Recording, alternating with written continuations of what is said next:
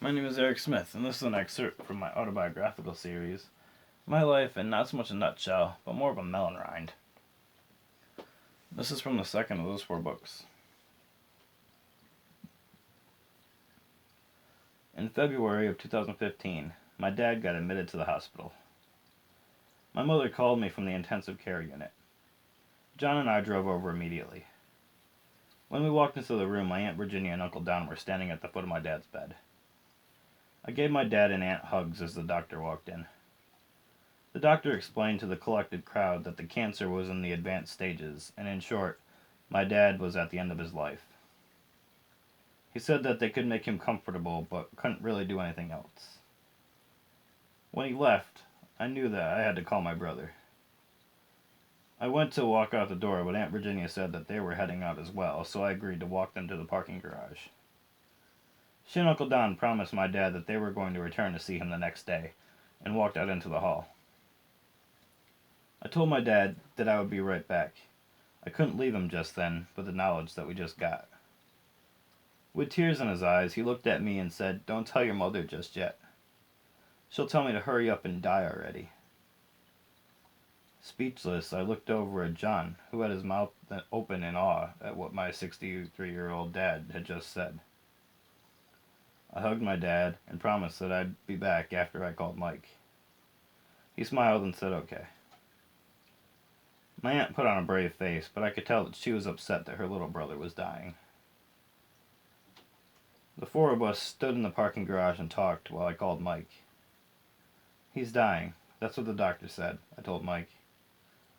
"That really sucks," Mike said in a soft voice.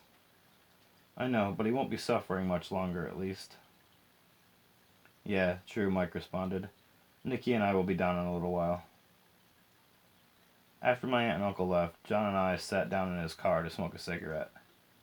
I also called my dad's other sister. Aunt Barbara lived in Texas and was caring for her own sick husband, so she wouldn't be able to come up to Binghamton. After returning to the ICU, a nurse called me over to talk. She told me that she was in the bathroom next to my dad's room and overheard a conversation between my parents.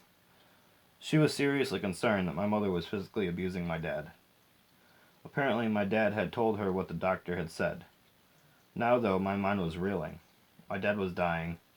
What he said to me before was still stuck with me. And what this nurse just said, well, I reached an overload point. 2 days later, my brother told me to meet him at the parents' house.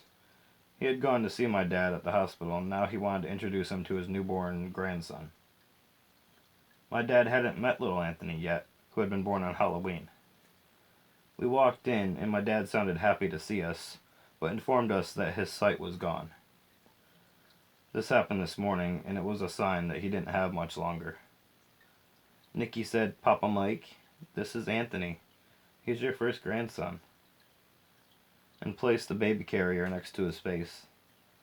My dad put his hand on the baby's leg, and little Anthony grabbed his hand with his own. It was a beautiful moment. I think that was one of the happiest moments of this old man's life.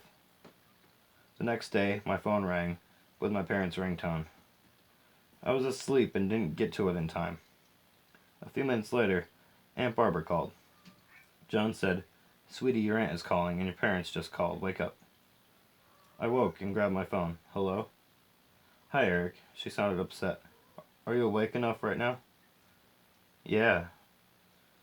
"Well, your dad just passed away a little while ago."